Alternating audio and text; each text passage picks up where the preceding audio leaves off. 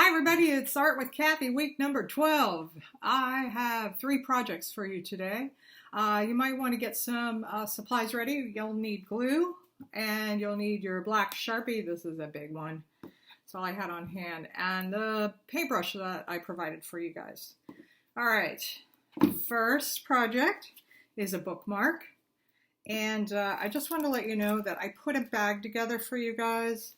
And you'll have a foamy craft stick, and you'll have a felt sticker of some sort of shape, from ice cream cones to, I think there was some trucks and animals and all different kinds of themes. And then there is a bag, I put some sequins in here. These are sequins that are on here. See those shiny things?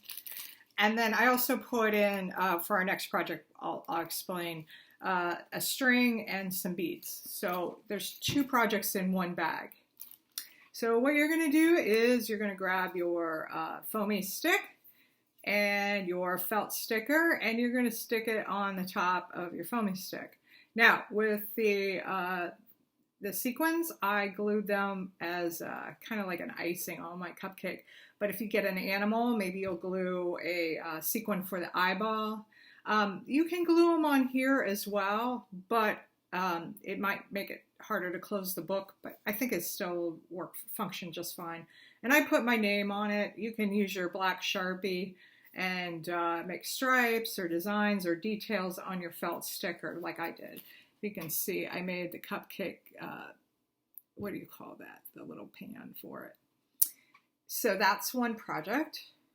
And don't use your watercolor markers on here because I'm afraid that they might get all over your book.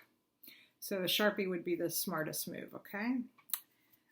Next project is we are making a bracelet. So everybody is getting an elastic string. That means it's stretchy. And the first thing you're going to do is tie a knot on the end, maybe a couple knots on the end, so that when you put the beads on here, they won't fall off the end. Then you're going to put your beads on here in any order, doesn't matter. And after you're done, you're going to tie it in a knot. So it should fit you just nicely on your wrist. You can wrap it around your arm and see how big you need it to fit over your hand. Okay, but since it's stretchy, it should give quite a bit. All right, so that's another project. And like I said, the bookmark and the bracelet will both be in one bag. The last project is, all right, I have very, very, very fragile here, if you can see my project here. You will be getting pieces of watercolor paper, and I took my black Sharpie and drew a flower.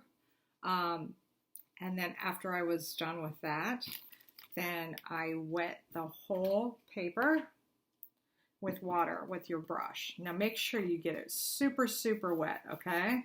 Now, the thing is you want to work on a surface that will not get stained. So maybe a newspaper, put a newspaper down or some plastic down because this is going to stain, okay? So some of you have done projects with me before with bleeding art tissue paper.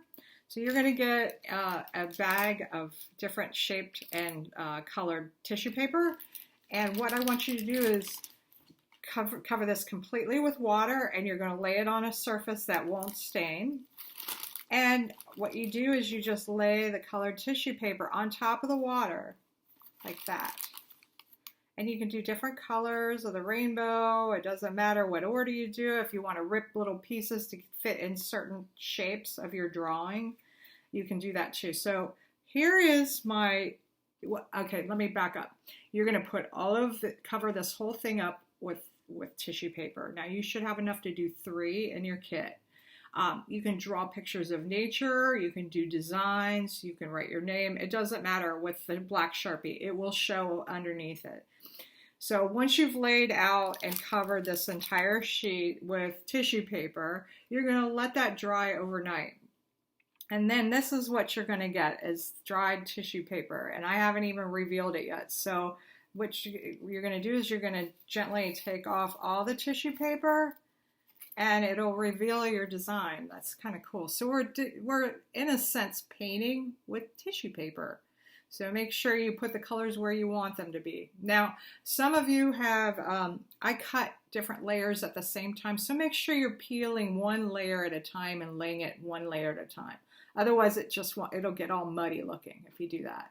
So remember, you've got 3 pieces of paper, you're going to do 3 different drawings, and you should have enough tissue paper to do 3 different tissue paper paintings. So anyway, that is this week's project, and I hope you're all doing all right, and I will see you again next week. Take care.